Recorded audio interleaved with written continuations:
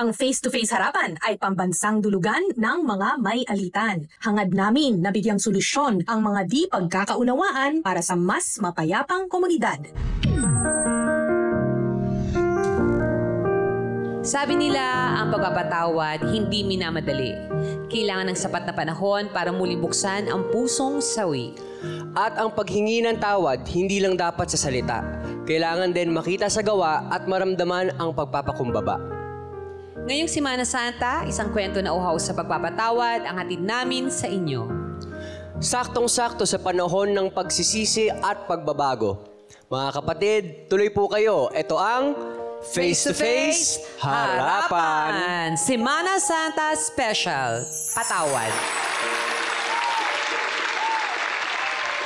Sila naman ang hinihinga natin ng opinyon at komento sa ating kwentong buhay. Welcome din sa ating harapang tagapayo. May batas rin ba sa pagpapatawad? Nako, alamin natin yan mamaya kay Attorney Lorna Kapunan.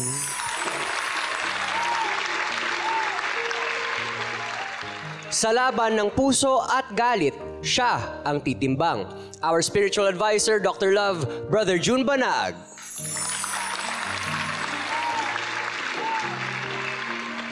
May mga sugat sa isip at damdamin na hindi basta-basta naghihilom.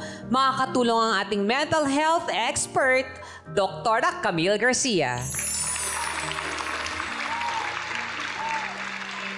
At syempre, siya naman ang nagiging tulay para lahat dito ay magkaayos at magkapatawaran.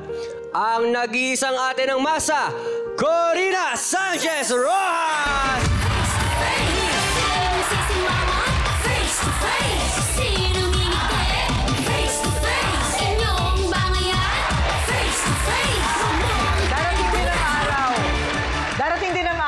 Mauubusan kayo ng dance step. Hihintayin ko ang araw na iyon. Ayan.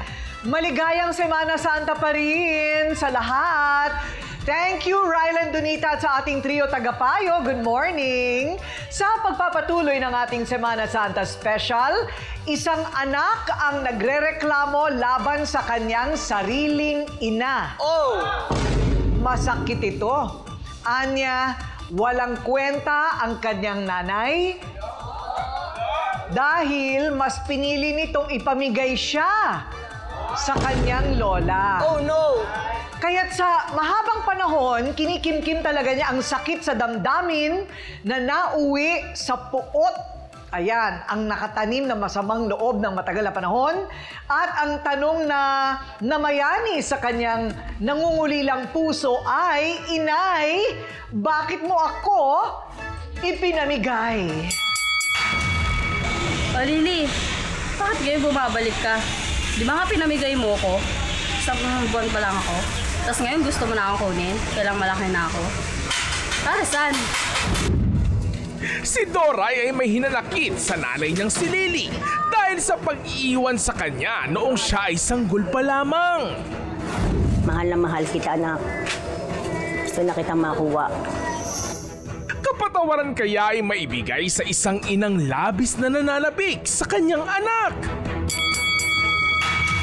Wala na raw puwang sa puso niya ang patawarin pa ang inang nang iwan sa kanya. O eto na, tawagin na natin ang naghihinanakit na anak. Doray, humarap ka na.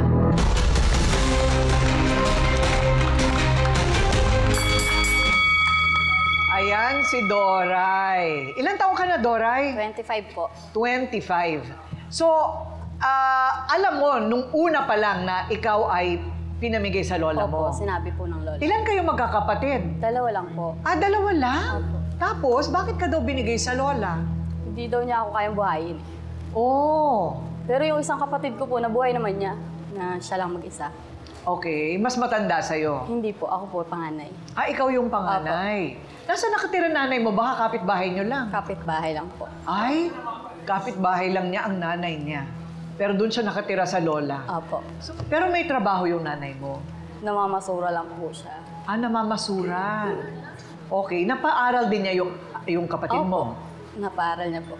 Okay. So, matagal mong dinala. Kasi ngayon umiiyak ka pa ulit eh. Bakit? Masakit pa rin. Opo. Biro mo, ang tagal mong dinala yan. So, ito na ngayon ang problema, Ryle. O di, ang tagal niyang nawala sa poder ng nanay niya. Walang suporta kahit na ano. Pero nakatapos ka. Grade 6 lang po. Grade 6? Lumalapit po si Lola na pag-aralin ako ng high school. Ayaw niya po. Ay, pwede ka namin ilapit sa ALS. Pwede ka mag-ALS. Libre yun. Ha? Ilalapit ka namin. Para matapos mo high school mo. Oh, di ba dyan lang naman sa bahay yun eh? Anong trabaho mo ngayon? Sa kantin po. Kantin. So, kumikita kahit paano? Opo. Okay, huwag ka muna mag-aasawa, ha? May anak na po. Ay, may anak ka na. Ano ba yan? Nagmadali. Hiwalay din po. Hiwalay ka. Ilan ang anak mo? 4 po. 4!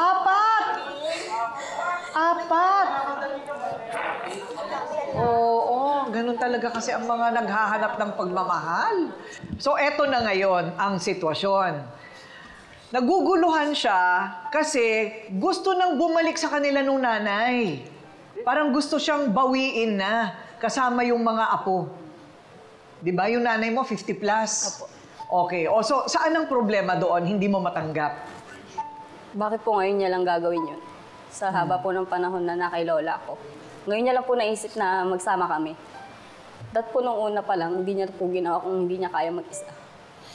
Humingi ba siya ng kapatawaran sa'yo, Doray? Hindi po po. Hindi?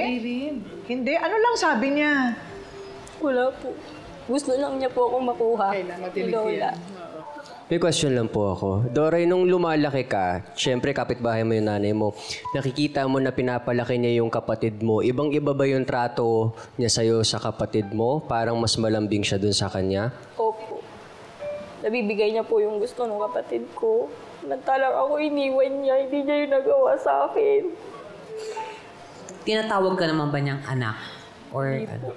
Never kanya tinawag na anak? Kahit once? Sa kabila ng galit ng anak na si Doray, narito ang isang ina na hindi susuko. Makuha lang muli ang loob ng kanyang ipinamigay na anak. Tawagin na natin ang nanay ni Doray, si Lily. Humarap ka na.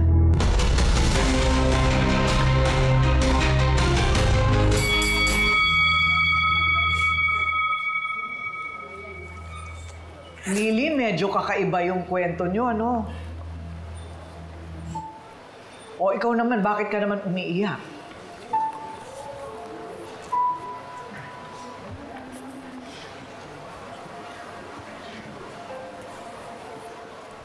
Sa tingin mo ba may kapatawaran pa yung ginawa mong pinamigay mo si Doray at ni Haniho wala siyang narinig sa'yo sa loob ng 25 taon? Dapat ka ba niyang patawarin at balikan?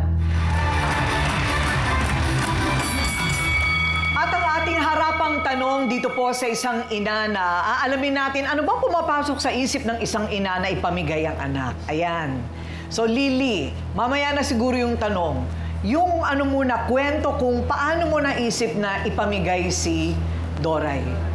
Kasi po, pinamigay ko po sa lola niya. Nagtrabaho po ako. Tapos po, yung trabaho na po ko sa binigay ko po sa lola niya. Sabi ko, alagaan niya, magtatrabaho po ako. Kasi hindi na po, naro ko po, malaki na po siya, hindi ko siya akin binigay yung lola niya. Ito ko pang kulit, ayaw po bigay ng lola niya sa akin. Ayaw po, ganun po. Yung lola niya, nanay mo. Hindi po, tsahin ko po. Tsahin. Opo. Mabuti tinanggap. Opo, sabi ko sa kanya, iiwan ko po muli anak ko para magtatrabaho po. Kasi ako, binigay ko po sa lola niya, magtrabaho ko. At least binigay ko, hinaano yan. Hindi ko na po siya binalikan. Kasi wala po ako lang ibang lalaki. Yung anak ko po yung isang bahay na 11 years old po. So, isa lang siya sa tatay niya. Opo. Tapos yung pangalawa sa ibang lalaki na. Kapatid niya yung una ko sa sabay na minahal ko. Hindi po siya. Oh, so aminado ka na hindi mo siya minahal. Pinigay ko po sa tatay niya. Sa lola niya, binigay ko na po sa kanya. Parang talagang kinalimutan mo siya. Opo. Talagang paano mo magagawa yun? Eh, nakikita mo araw-araw, kapitbahay mo lang.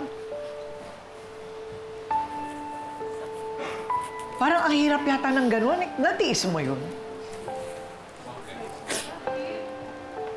Sinubukan mo ba na kunin ulit si Doray? Opo. Oh, ano nangyari? Hindi, ano po kasi, asawa ko po, ayaw po kasi agad po niya po kanya asawa ko po eh. Kaya po, binahal ko po yung isa niyang kapatid, sa una kong asawa. Gusto ko po siyang kunin, ayaw po bigay sa akin. Ang lola niya. May totoo yan. So ano yung totoo, Doray? Hindi niya po kinukuha. Ay, hindi ka niya kinukuha. So palagay mo totoo yun na yung asawa niya ang may ayaw din? Opo, mas mahal niya yun eh. So pag nagkikita kayo noon, ano lang, wala lang? Wala po. Parang magkapit-bahay lang po. Parang po, makapit-bahay lang po kami. So pero hindi mo tinatanong kung may sakit siya, kung nakakapag-aral pa ba siya, kung may damit ba siya? Minsan po, pag sabihin ko sa kanya, minsan hindi niya ako pinapansin. Minsan daw, para makatapos man lang siya ng high school, humingi daw ng tulong sa'yo, tinanggihan mo daw. Opo. O bakit? Bakit ka tumanggi? Hindi ko po kasi kaya siya pag-aararin kasi po kaya po siya, pinag-ano po siya, ayun ko lang po siya, kaya ko siya kaya pag-aararin. Libre lang naman sa public school. Oh, baon lang yun eh. O, so ngayon, eto na tayo. Bakit naman naiisip mo ngayong balikan siya? May na po ako sa kanya tawad. Baka gusto niya ako bumuhay sa kanya. O, ang hinala ni Doray, gusto mo lang siyang balikan para siya ang bubuhay sa'yo. Nandiyan pa ba yung asawa mo? Wala na po, patay na po. Namatay. Opo. Yung anak mong isa, ilang taon na? 11 years old po. Ay, 11 pa lang. Opo. Nag-aaral po, grade 3. Nag-aaral. Opo. Patapusin mo yan, ang high Opo. school. Ano ang mga pinagsisisihan mo? Ano po, kasi gusto ko na po siyang anuhin. Humingi po sa akin, humingi po sa akin tawad. Hindi po sa tawad sa kanya. So ngayon, gusto mong humingi ng tawad. Opo. Alam mo, yung humingi ng tawad, okay, patawarin ka o hindi, humingi ka ng tawad. Di ba? Opo. Pero kailangan ba talagang magsama kayo? Gusto ko po siyang makasama po uli. Bakit nga? Mahal ko po siya. Sinungaling ka. Nakikita mo ba yung mga apo mo sa kanya? Opo. Oo. Baka naman nangungulila ka lang, di ba? Mahal na mahal ko po siya. Ay, Pinamigay mo ako, mahal ko. anong nararamdaman mo, Doray, pag sinasabi niyang mahal na mahal ka daw niya? Hindi po yung totoo. Doray, kaya mo ba ipagkatiwala yung mga anak mo sa kanilang lola? Mas matatanggap po ate ko rin na umalis siya no, sa ibang bansa siya. Oo. For 25 years, hindi niya nakita yung anak niya. Oo. Mas parang okay lang, ngayon lang tayo nagkita ulit. Pero yung nagkikita kayo araw-araw, parang hindi ko talaga Kapitbahay lang. Oo, hindi ko may ewan ko, ang hirap talaga. Pinapakilala mo ba siya sa mga anak mo bilang lola? Opo. Totoo? O, so, malapit ba sa kanya yung mga anak mo? Malapit po. Totoo ba? So parang napamahal ka na rin sa mga apo mo. Opo. Oh. Lalo na po yung siyang babae. Makalola po sa akin. Oh. Diyan po yung bunso. Makalola po siya. Lahat po sila sa akin. Ayun. Masakit po yung mga binitiwang salita ng mag-ina, ano po. May puwang pa nga ba kaya ang pagpapatawad? Ang kanilang mga kakampi, kabilang ang lolang nag-alaga kay Doray. Kausapin natin. So, ngayon naman, eto na, kampihan na. Isang lola ang nagsasabing, hayaan na lang sa kanya si Doray. At tigilan na daw nung nanay ang, eto na ngayon, parang panggugulong lumalabas. Panggugulo. Okay. Siya ang isa sa nagpalaki at nagmahal kay Doray, Lola Seni. Humarap ka na!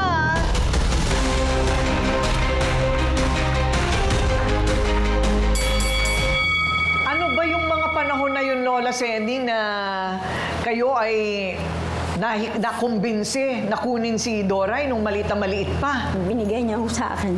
Oo. Pinaalagaan niya sa akin. Alam mo, hindi ganun basta-basta katatanggap. Aso nga lang pinag-iisipan. Yung pambata na kailangan mong buhayin. Nabuhay mo siyang mag-isa? Opo, pinag-aral ko po yan. Anong kabuhayan ninyo? Naglalako lang ho kami, kasama-sama ko siya. Naglalako-lako kayo. Para makapag-aral at saka yung pagkain. Kami lang po dalawa eh. Kayong Kasama. dalawa lang. Wala yung kayong asawa? Wala. Byuda na ho ko eh. Oo. May anak din po kayong sarili? Oo. Wala na ho yung mga anak ko na sa kanya-kanyang ano na. Oo. Ano ngayon ang gusto mong mangyari, Lola Seni? Ano po? Eto ngayon kasi gusto niyang bumalik, right? Gusto niyang malapit daw sa kanya ang kanyang mga apo. So ang gusto niya, magsama-sama na daw sila ulit. Sasabay, ano ka ba? Gusto mo ba? Ayoko. Ayaw niya ho eh. Ayun na. Ako, Pakinggan naman po natin ang kumare ng inirereklamo. Ang kakampi ni Lily. Ang pangalan niya si Susan. Susan, humarap ka na.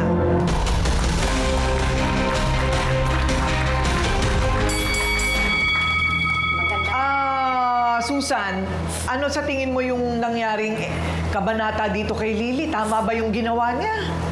yun na nga po. Kasi matagal din po, kumari niya po ako, inaanak ko yung anak niya ngayon na kasama niya sa buhay. Pinaliwanag niya po sa akin ang istorya ng buhay niya. Ngayon, sabi ko, mali ang ginawa mo. Bilang ina, dapat kapiling mo ang anak mo. Pinapayuhan ko po siya. Ngayon, yung gusto niyang mangyari na kukuhanin niya ng ganun-ganun lang si Doray, sabi ko, may isip na yan. Hindi yan bata na madali mong mapapasunod sa'yo. Tsaka po, mula nung iniwan niya ng 1 buwan, dinudugo pa siya nung time na yon. Hiniwalayan siya nung tatay nung bata. Kaya sabi ko, alam mo ang dumating na sa isip mo, may karamdaman ka niyan. Para kang sinumpit. Sinumpit ng hangin. Dahil ang pag-iisip niya para pong wala sa sarili. Postpartum depression. Opo. Kasi iniwan pala siya nung asawa. Ayun, okay. Opo. Wala po siya sa tamang pag-iisip nung time na yon. Kung saan siya pumunta, namamasukan, hanggang sa akala niya, nakatagpo na siya ng magandang buhay, pumatol na naman sa isang lalaki at nagkaanak na naman po siya, lalong nadagdagan. Hindi pa siya nakaka-recover sa una, nadagdagan pa. Kaya sabi ko sa kanya, hindi solusyon na agad-agad na kukuhanin mo si Doray ng ganun-ganun sa lola niya para magkasama kayo. May oras at panahon, magkakaunawaan din kayo at mauunawaan ka rin niya sa sitwasyon mo. Dahil bilang ina, dapat, sabi ko po sa kanya, dapat ikaw ang gagawa ng paraan para makasama mo ang anak mo. Kaya ganun po ang ano niya. Kakampi mo, Lily, pero nilalagay ka rin sa lugar, ano? Attorney Lorna, yung ganito, age of emancipation na, no? Sabihin, pwede na siyang tumanggi. I mean, wala na siyang... May obligasyon ba siya sa nanay niya? Wala. Kasi yung... Number one, abandonment na yan, ano? And one of the reasons for loss of parental authority is abandonment, no matter what age, no? Pero yung issue ng emancipation, anong ibig sabihin ng emancipation? Sa batas natin, ibig sabihin, wala nang pakialam sa'yo ang mga magulang mo. Number one, dahil sa tatlong instances yun. The first is marriage. Kung may asawa ka na, wala nang parental authority. Nasa husband's authority ka na. Authority, no?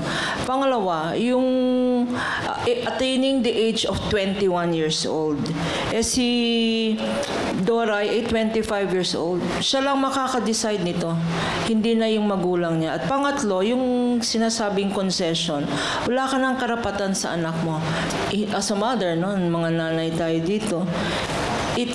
Although it's never too late, hindi lang ganon. Dapat deserve mo yung forgiveness ng anak mo. Nagkikita kayo, naintindihan namin na na-abandon ka rin ng tatay ni Dory nung 1 month pinanganak. Pero 25 years kayo nagkikita-kita. Sa 25 years na yan, hindi ka nag-greet ng Christmas, ng birthday, hindi mo binigyan ng regalo, etc. So, nasa iyo na yan, Doray. Pero sa batas, hindi na kailangan na parental authority sa'yo. Pwede ka nang mag-isa. So siguro mabuti na lang nilalapit mo pa yung mga anak mo sa kanya, di ba? Parang ayaw mo naman ipagkait yung mga anak mo na may lola sila. Dala-dalawa pa lola nila. O siguro dapat magpakasaya na tayo doon, Lily. Kung hindi talaga sustento ang hinahanap mo kay Doray, nagtitinda lang sa karinderya. Kasi nga hindi na pagtapos ang pag-aaral. Okay, yan, susolusyonan natin mamaya. Alamin natin ang mga opinyon nitong mga nakataas ang mga kilay dito sa kaliwat kanan. Ngayong Semana Santa, madalas natin pag-usapan ang pagpapatawad. So, masasabi natin siguro na ang kaso natin ngayong umaga ay isang uri ng kasalanan na napakahirap isiping mapapatawad mo pa, di ba? Pero ano sa tingin mo, Donita? Ano bang mas madali? O ano ba yung mas mahirap? Yung humingi ng kapatawaran o yung magpatawad? Mas mahirap talaga ang magpatawad. Kasi madali naman sabihin, patawarin mo ako eh. Pero yung pagpapatawad na gusto mong bigay sa kanya, parang ang hirap bitawan, depende sa sitwasyon. Lalo na siguro sa ganyan kay Nanay Lily, sa ginawa niya sa anak niya. So, kung ako man sa sitwasyon ni Doray, ang hirap. Mabigat sa loob actually ngayon yung sitwasyon. Kasi kadugo mo yan eh. Dapat talaga nanay. Never ako nakita ng nanay na nag-iisip ng ganyan sa anak. Kasi maraming mahirap na nakikita na halos walang makain pero sama-sama pa rin tayo. Huwag tayo maghihiwalay. Hindi ko kayo pamimigay. Diyan lang kayo. Maghirap man tayo, okay lang. Basta importante, andyan kayo. Parang ganun yung sa akin. Correct. Nako, ewan ko lang. Ikaw, mabilis ka ba mag-sorry? Mabilis naman po ako mag-sorry, lalo na kapag tanggap ko na mali ako. Pero sa sitwasyon po na ito, relate ako kay Doray. Not because nakikinig ako, nakikiramay ako, dahil ako mismo nanggaling po sa ganyang sitwasyon din na natalikuran ng magulang, na hindi naprotektahan, napabayaan, iniwan. Pero kailangan mong magpatawad, hindi para sa kanya, pero para sa sarili mo. Gagaan ang buhay mo kapag natanggap mo na hindi mo na mababago yung mangyari. Magiging buo ka din sa sarili mo kapag natanggap mo na rin na kaya ko ibigay sa sarili ko yung pagmamahal at nandiyan naman si Lola Zenny para ibigay yun sa'yo. Sa akin naman, okay naman na ako, nagkapatawaran na, pero hindi makakalimutan. Ayun. May Tsaka, ganun palang kwento si Ryle. Sa akin ganyan din ni Ate Corinne. Kasi yung di ba nung nag-aral nga ako ng probinsya, dinala ako ng nanay ko. Kasi ito yung sitwasyon, dinala ako doon para maiwasan na mabugbog ako ng tatay ko. Yun naman yun, pinrotektahan niya ako. So kahit mapunta ako doon sa kamag-anak ko, okay lang. Ang nangyari lang din talaga, hindi niya alam kung ano naging sitwasyon ko doon. Na naalila ako, na nasasaktan din ako, na maraming, as in yung mga pinagdaanan ko doon. So, doon yung sumama yung loob ko eh. Nagtanim ako ng galit. Na parang, bakit binigay mo ko dito? Parang, hindi mo alam yung ginagawa ng mga tao sa akin. Parang ganon. Naku, mahirap talaga siguro nga yun. Pero, naiintindi ko rin yung sinasabi ni Ryle na pagka nagkapatawaran na, maginhawa. I mean, maginhawa ang pakiramdam. Pero may mga bagay na hindi talaga makakalimutan. Okay, ano ang solusyon? Dapat bang magkapatawaran? Para sa akin, Doray, ang swerte mo nga kasi may chance ka na patawarin yung nanay mo dahil makakasama mo pa siya. Pwede nyo namang bawiin yung mga panahon na nawala sa inyong dalawang magnanay. Kasi nga, di ba, hindi naman natin alam kung ano yung nangyari noon, nung pinanganak niya. Hindi natin alam kung asan yung emosyon niya noon, asan yung puso niya noon, asan yung nag-iisip ba siya ng tama ng mga panahon na yun. Hihintayin mo pa ba na kung kailan wala na siya? Saka muna maiisip na, what if pinatawad ko yung nanay ko? Sana nagawa namin to. Sana nakapag-bonding kami. Naramdaman ko sana yung love na hindi ko naramdaman nung bata ako. Pag sinimulan ko na siyang patawarin at mahalin ngayon. Kaya yung pagpapatawad dapat laging nasa puso. Para po sa akin. Parang feel na feel ni Mami Parang meron ka rin pinaguhugutan, ano? Pinamigay din po kasi ako. Pinamigay ka rin kasi. At hindi pa ako nagkaroon ng chance makasama yung magulang ko. Hindi mo na sila nag-ayon. Palang pinaguhugutan. Never na siya nagkaroon ng chance. Kaya alam niya yung sinasabi niya. first of all, mami, no, goods po yun na inamin mo po na may pagkakamali ka po kay Duray, no, na kinalimutan mo siya, pinabayaan mo siya, hindi mo po pinaaral. Pero mas pinili mo pa po yung stepfather instead na mas mahalin mo yung anak mo. Siyempre, mami, sobrang sakit-sakit po sa dulot na sakit na binigay mo kay Duray. Yung imbis na as a child or bilang anak na naghahanap din kami ng atensyon, gabay, support ng magulang para alagaan kami, lalo na yung panahon na kailangan namin kayo. So, ganito na lang po eventually kay sa side po ni Duray na kung mapapatawad ka man po, it is a process of forgiveness po. Na hindi ka po agad mapapatawad kasi yung diin, yung sakit na dulot, nandyan pa rin po sa kanya. Naku, Dr. Love, ano ba ang sinasabi ng Biblia tungkol sa magulang na hindi nagampanan ang obligasyon sa kanyang mga anak? Pinakamasamang gawain ng isang magulang ang pabayaan, ang paggabay sa kanyang anak dahil ang mga bata ay regalo ng Diyos sa atin, no? At inaasahan ng Diyos bilang magulang, Doray, makinig ka, bilang magulang, nahuhubugin mo sila sa tamang paraan ng pagkilala sa Diyos at bilang magulang, ipakikita mo sa anak mo ang mabuting ehemplo ng tunay na anak ng Diyos. So, pwede bang hindi na magpatawad si Doray? Kung sa ating pananaw na tao, pwedeng hindi na siya magpatawad. Kalimutan na yan, nanay na yan. Not in the eyes of God. Not in the eyes of God. Doray, ang pagpapatawad, it takes time. Hindi porke pinatawad mo nanay mo ngayon, bati-bati na kayo uli, mabuting relasyon niyo uli. Hindi ganon. It takes time. Sabi ko nga kay doktora, forgiveness does not necessarily mean reconciliation. Meron tayong pinatawad pero ayaw na nating makipag-ugnayan sa kanya. Sa case na ito, ang sasabihin ko, Doray, magpatawad ka sapagkat hindi ka pinatay ng nanay mo nung nasa sinapupunan pa niya. Pero malaking pagkukulang niya sa'yo. Tanong, kung hindi ka magpatawad, sinong pahihirapan mo? Ang nanay mo o ang sarili mo? Mananatili ang galit mo sa puso mo at dyan wala kang kapayapaan. Magbalikan na kayo at maglabing-labing na kayo ng nanay mo. Give yourself a time or sufficient time para maibalik yung kanyang pagrespeto mo sa kanya bilang ina. At kay Lily, hindi mo kasi pinagnilayan ang pagmamahal at ang pag-ibig ni Maria at ang buhay ni Maria sa kanyang anak.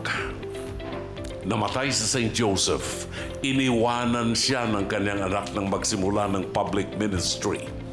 Sinundan niya si Jesus hanggang sa bundok ng Kalbaryo sa paanan ng krus habang tumutulo ang dugo ng katawan ni Jesus sa kanyang katawan. Hinahalikan ni Maria ang paa ng kanyang anak.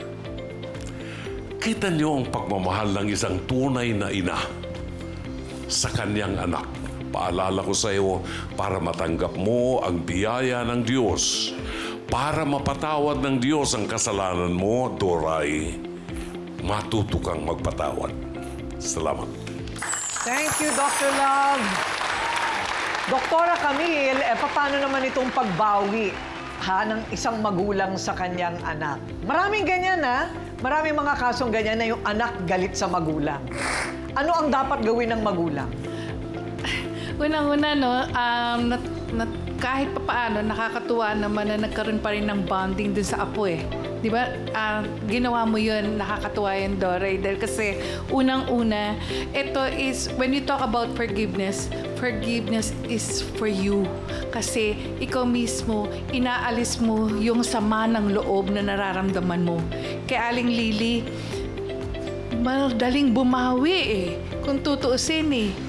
Yung mga pananalita nyo, malaking bagay yun na madinig ni Doray kung ano ba talaga yung essence ng pagmamahal ng isang magulang sa anak. Pwede nyo ibigay sa mga apo.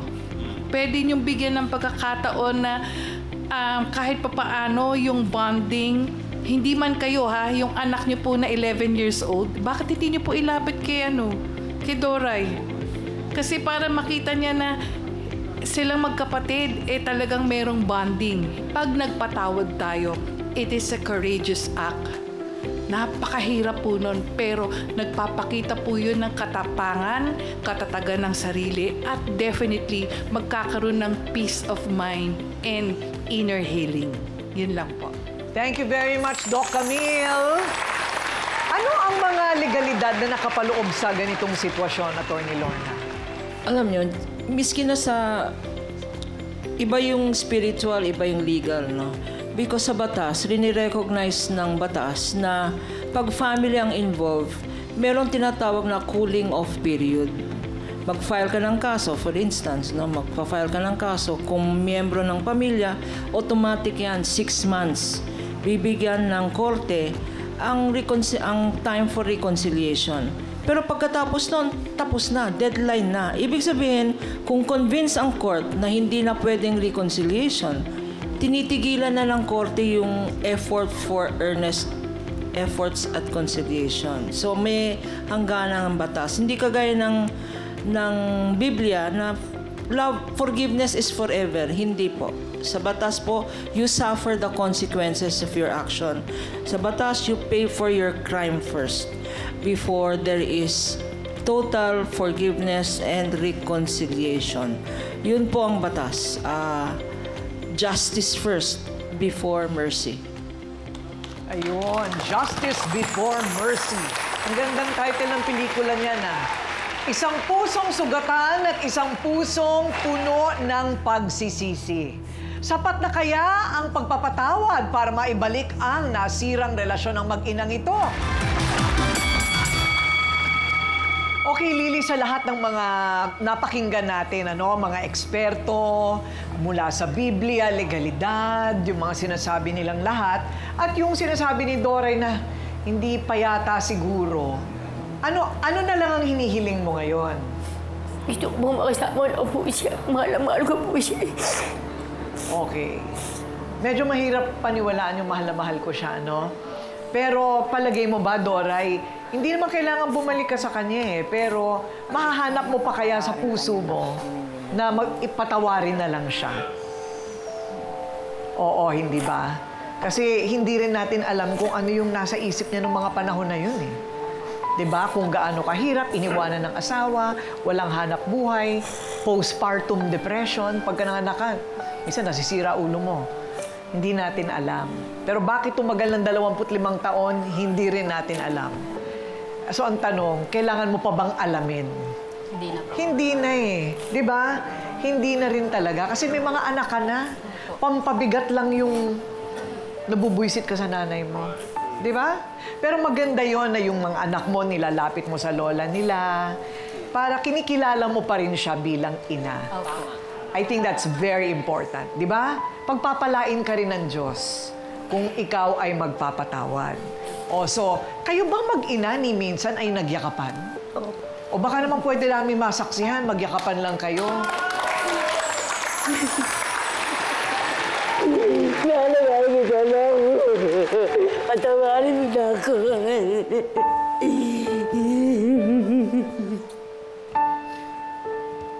Malaking bagay, nanay, malaking bagay po na sabi ni Doray, pinapatawad ka na daw niya. O, narinig mo ba yon? Oo, malaking bagay yon, Malaking bagay yon. Sa pagdaan ng panahon, hihilom din yung relasyon nyo, okay? Okay, so tutulungan ka namin na makahanap ng kabuhayan para hindi lang pagbabasura, Nay, at ikaw tutulungan ka namin makatapos ng pag-aaral mo. Ha? Doray, ha? Tsaka itatawid ka namin para doon sa tulong ng solo parent sa mga anak mo. Ha? Nanay Seni? Okay. O maganda naman. Anuhin naman natin sila. Palakpakan naman natin. Tamang-tama, Semana Santa, kapatawaran. Kakaiba po talaga ang kaso natin ngayon. After 25 years, ngayon lang yata nayakap ni Nanay Lily at Doray ang isa't isa dito mismo sa face-to-face. Yung tunay yung tunay na wala ng galit at nagkapatawaran na. So yung kaso po natin ngayong umaga, medyo kakaiba. Pero ang tema ay ganun din madalas. Uulit-ulitin natin dito sa programa natin. Ang tungkol sa pag-aamin ng pagkukulang. Ito ang unang hakbang tungo sa kalayaan ng pag-iisip at damdamin. Kapag tayo po ay may atraso at tao sa ating puso ang paghingi ng kapatawaran, dapat handa din tayong tanggapin anuman ang bunga ng ating pagkakamali. At ang bigat naman ng pagpapatawad ay iyon na rin nga, mabigat. At ganoon din po yun. Ang bawat aksyon may bunga. At may bunga ding hindi maganda ang hindi nagpapatawad. Lalo't humihingi ng kapatawaran mula sa atin.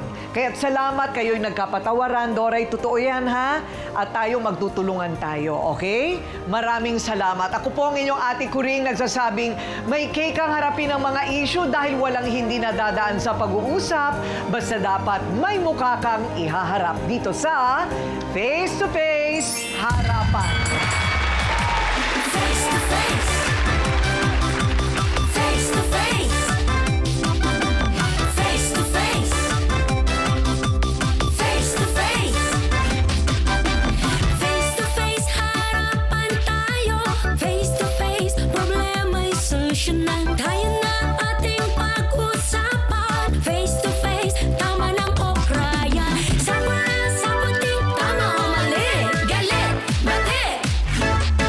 Bawat panig ating pakinggan. Ang mga gusot ay Mas importante ba ang love life mo kaysa sa pangangailangan ng mga anak mo? Opo, ma'am, kasi po doon po ako nagmahal sa kanya.